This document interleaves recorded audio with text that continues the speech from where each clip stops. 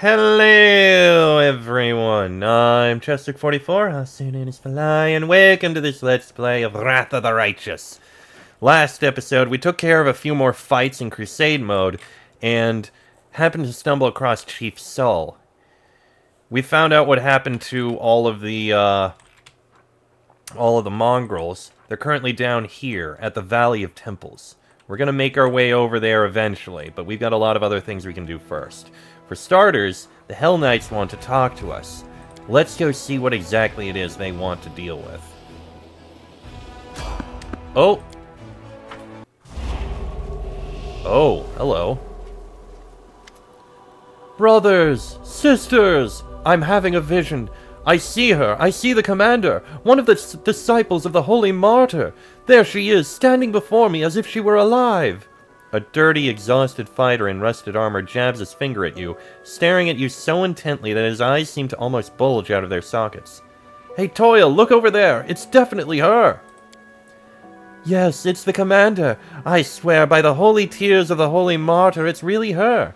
Turta, the bricklayer who once stormed into your room to tell you Ember had been abducted, looks at you in awe. Don't be ridiculous. Oh, I see her too. But where is the martyr herself?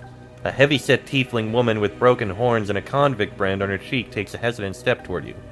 Doesn't seem like a vision. Hey, are you alive over there? Give us a sign. I'm not a vision. I'm alive. The knights stare at you, obviously afraid to come any closer. Toil nods at you. Yeah, she seems real enough. We all believed Ember, the holy martyr, perished in the abyss along with the commander and her other disciples. Half a year has passed. But if you're alive, what happened to the preacher? Is she still alive? Where are you going? Oh, we are going to the unholy altar of Baphomet, the one shattered by the tears of our Ember the Righteous. The surviving Templars, led by the demon Thasgarod, decided that it was time to repair it and start offering up sacrifices again, since she was no longer here. They started with our former cultists. They keep them captive and kill them one by one. We don't abandon our own people. We're going to free them and shatter the altar into dust while we're at it, along with the demon and his minions. I won't lie to you, Commander, we could really use some help. But we have no time to gather reinforcements. Every hour we delay could mean a death sentence for one of our brothers and sisters. If you and the preacher decide to help us, we will be grateful till the end of our days. If not, well, we'll have to handle it on our own. If you decide to help us, after all, remember to bring Ember with you. The demons will run as soon as they see her.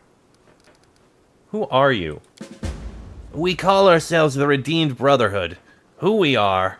Toil scratches the brand on her cheek with gnarled fingers. The short answer is we're all scum. Convicts, deserters, looters, even a few former cultists.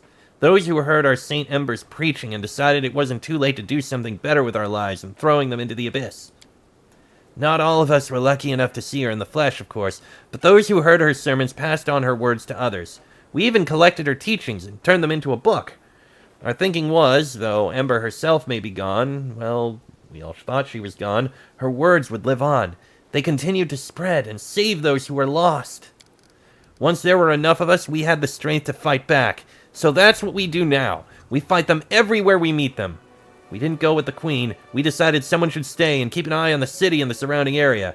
Turns out we did the right thing since we met you here. Why are you calling Ember the Holy Martyr?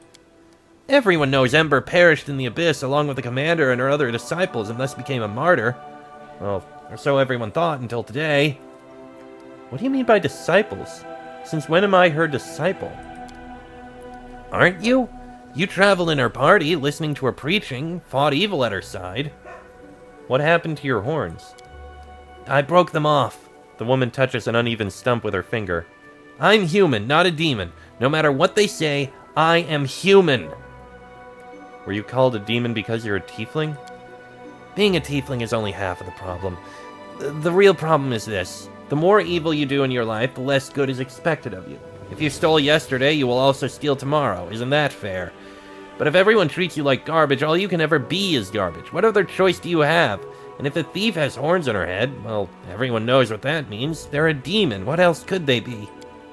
I used to rob and kill, got convicted, sentenced to hard labor, escaped, and started over. I thought there was no other path for me. If honest people refuse to accept me, I don't owe them anything. I've done too much evil to try to repent. I've lived like a demon in the abyss, nothing but evil in my past and my future. And then I ran into these guys. I heard them praying for the demon's salvation. Well, at first I laughed. Then it hit me. What if I really do have a choice? What if there is something else in life beyond this never-ending nightmare? I spoke with those who'd seen Ember in the flesh, listened to them recite her sermons from memory, and then I broke off my horns. And with that, I broke away from my former life. Jeez. Turda, what are you doing here? You spared me before, though I deserve nothing but death. After that, I vowed to dedicate the life you gave me to spread the teachings of our little preacher among the people. Fortunately, I was not alone. Now go. I wish you luck in the battle. I'll come to your aid. Thank you, Commander. With both you and Ember the Righteous on our side, we cannot lose. Well then. Ember has got herself a whole following at this point. Ready. We do it my way. That's kind of the thing about Ember. I'll explain later after we finish her main quest. At least, explain what I believe she basically is. Anyway, something happened in the Crusade because a new turn passed. Traveling vendors from Elysium have come to the court. They would be delighted to meet the commander. Well, that's something we'll deal with later. I'll deal with it later. For now... Oh. I guess travel a bit further. Now the turn has actually passed by. Sila's plan worked. Shamed by hearing the words of the commander's loyal officers, the soldiers willingly turned in the instigators, restoring the army's obedience. Nice! And logistics camp is ready. It'll take another couple of days before we're able to do that. Still, it's good. Okay, Setsuna. You are going to clear out this demon army.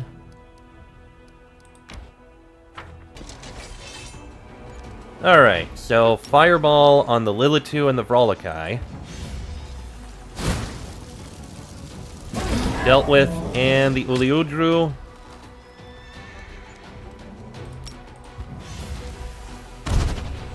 Easily wiped out. Not a problem at all. In a torn tent that served as the command base of the defeated unit, the soldiers find several notes with instructions from some influential demon of the Threshold Fortress. After studying them carefully, the officers drew a number of important conclusions on demons' tactics. Whether these conclusions are correct or not, that remains to be seen in the battles to come. Hey, Setsuna leveled! Firestorm. Heal is powerful, but Firestorm is a much bigger area.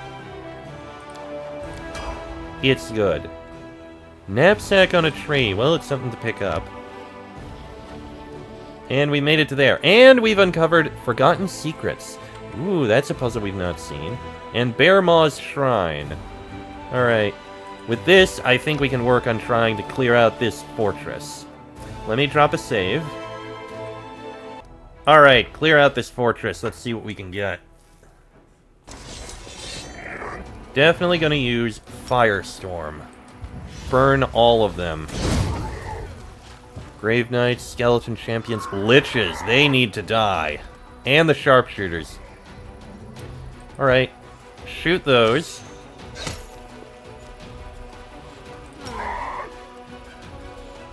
Take out as many of those Sharpshooters as you can.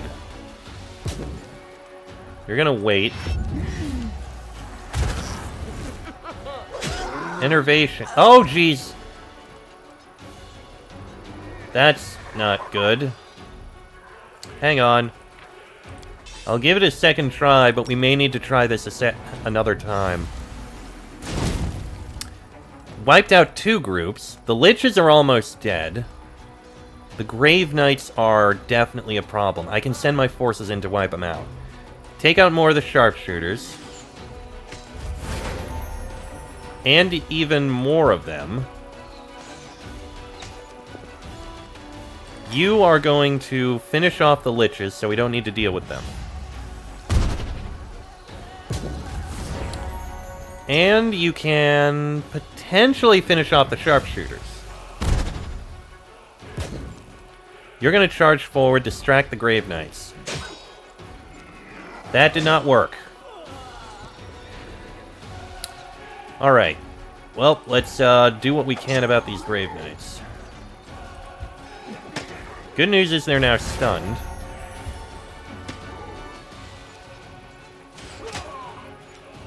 You weren't really a threat.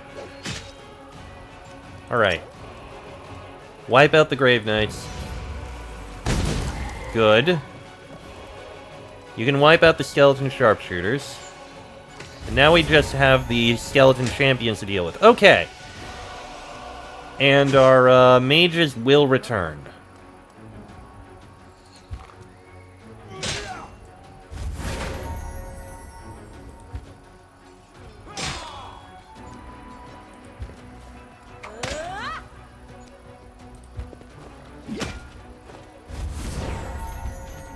There we go, they're stunned, and we got this.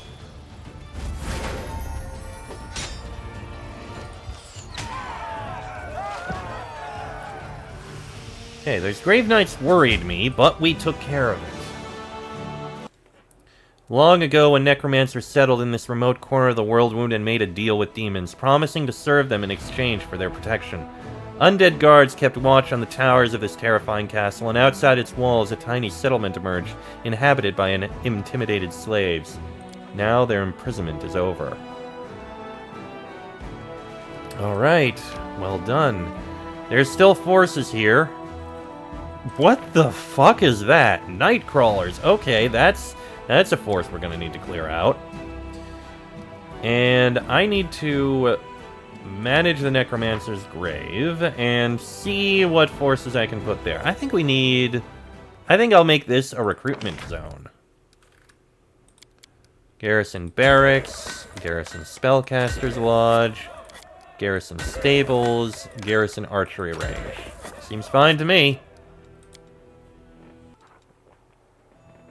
Alright, that's all handled. Now on to the Hellknights outpost.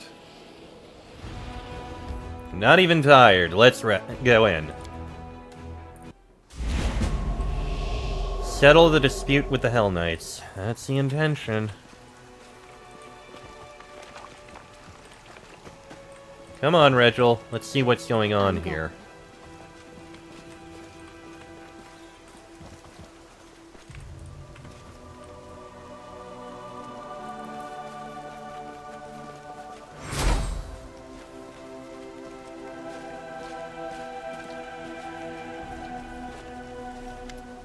The Hell Knight outpost welcomes you with a sharp and inhospitable silence. Tall figures in black, imposing armor tower over you. There are no threats or greetings. Nothing at all. Regil takes his place in the formation near Paralictor's Wrenth. You know, hold on a second. Me being mounted screwed up the visuals a bit, so I am going to not be mounted so that we can do this properly.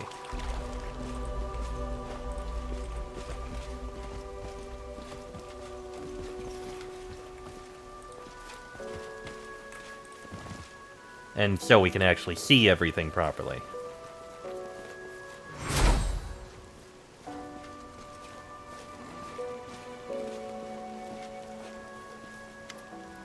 The Hell Knight outpost welcomes you with a sharp and inhospitable silence.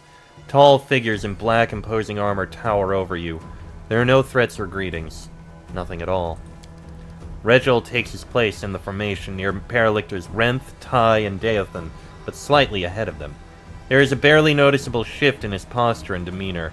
It's almost like he is getting ready to perform a wearisome and unpleasant task. You all know why we are gathered here.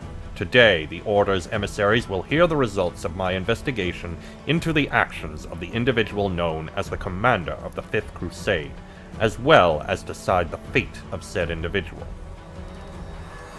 Regil, explain yourself. I think it's obvious. The Orders need to know whether or not you can be trusted. I will coordinate the tribunal as someone who knows the facts better than the rest. Fine. I will hear what you have to say. I will state the facts as they are known to me. You reserve the right to speak in your own defense. Regil's voice remains cold and unpleasantly impersonal. I will start with the main reason for today's assembly. The source of the Commander's supernatural powers had been hidden from us until recently, but now it is clear. The emergence of these abilities was created by a Rilu Vorlesh, a criminal and an enemy that unequivocally and unconditionally must be destroyed. Whether the Commander is her associate or an involuntary tool is yet to be determined. I neither cooperate with nor obey her. It would be proper to present at least one piece of evidence confirming the cooperation between the Commander and Vorlesh the criminal. So far, your accusation has not been supported by any proof. Let us continue. Aside from the source of the power, there is also the matter of its application. I cannot say the Commander and some of her companions are worse than demons, but they definitely mirror them in certain aspects, given the level of chaos they create. This is both dangerous and unacceptable. Whatever my power is, I only use it to oppose the World Wound and to benefit the Crusade. Regil pays no attention to your words. We must also scrutinize the Commander's temperament. The main question of interest to us was whether we could rely on such an ally. What if she became a puppet in the hands of our enemies? To determine this, I took the liberty of staging a test that featured several treacherous demons. The result of this test was exceptional. The Commander is capable of seeing through demonic deception and can successfully resist their tricks, if she wishes to. Judge me by my deeds, not some artificial test. Deeds are not everything. Watching the reaction of an unprepared subject reveals much about their true nature. Enough! Paralictor Aminos Maranth raises his hand, calling for silence. He and the other Paralictors exchange glances. Then they nod in turn. We have seen and heard enough. The verdict is clear. What we have heard is sufficient to conclude that the accusations against the Commander are unsubstantiated. We have no reason to suspect our ally of treason or associating with the Rilu Vorlesh. From now on, the Orders are prepared to provide all possible assistance to the Fifth Crusade. Regil listens very closely, sometimes nodding in accord with the words of his fellow Paralictor, then states in a weary and disagreeable voice, I disagree and officially dispute this decision. Do you intend to maintain your cooperation with the individual known as the Commander of the Fifth Crusade, even after everything you have heard? Unbelievable. This stupid and perfidious decision puts you on the same page with the demonic lackey we have been discussing. Paralictor Derenge is absolutely correct. Nobody has better knowledge or more in-depth experience in this matter than him. Derenge, that's enough. We are not going to argue like cantankerous old men. This decision is final, and you know that you have no means to dispute it. This is correct. I do not. But I have a different way of correcting your stupid, childish mistake. Regil narrows his yellow eyes and gives you a piercing glare. I hereby challenge you to a duel, Commander. This is irresponsible of you, Derenge, but lawful. I cannot interfere, even though I very much want to. The Orders refuse to support you, and you are making a fool of yourself to soothe your wounded pride. Such behavior is not befitting of a Paralictor. As you wish. Clear the room, and make the necessary preparations. If you wish to duel, then we shall duel. Spread out, give some space for the duel. I declare the start of the duel. May justice be done. Close ranks. Don't hold If back. you wish.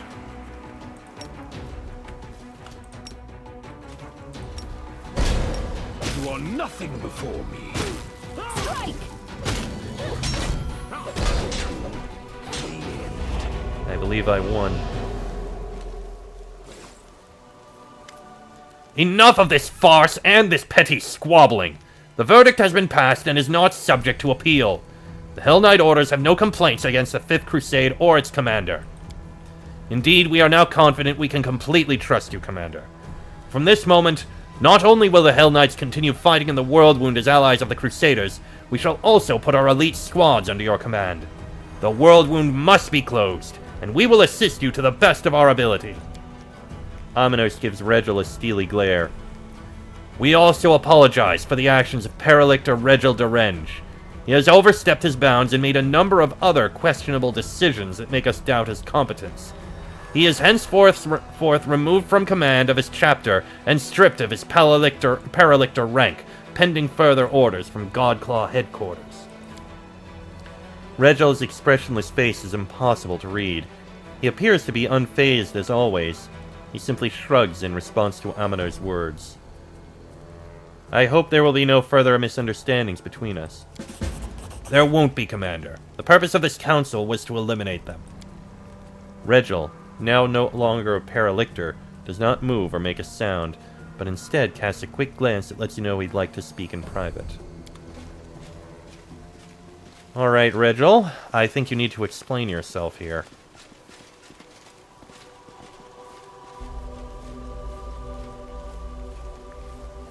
I believe I owe you an explanation, Knight Commander. Regil does not appear to be shaken or perturbed by what has just happened. His stern expression changes slightly, for a fleeting moment becoming calmer and more pensive. I'm listening. First, I'd like to paint you a picture of the situation I found myself in shortly before we met. I was one of the first to receive the information about an individual supposedly chosen by the gods who appeared in Canabris. This message was followed by the news that the Queen of Mendev had appointed this person as the commander of the new crusade. The orders reacted in every conceivable way. I imagine that you and anything even remotely related to you was being discussed in every corner of every Hellknight citadel. I did not have to be present to imagine the words spoken and the suggestions offered, nor the chaos. The orders often cannot agree, even among themselves. Anticipating the upcoming arguments, I submitted a petition and volunteered to attach myself to the new commander in order to assess her leadership and discover the true nature of her powers. But a good strategist looks far into the future. The role I gave myself was just the beginning.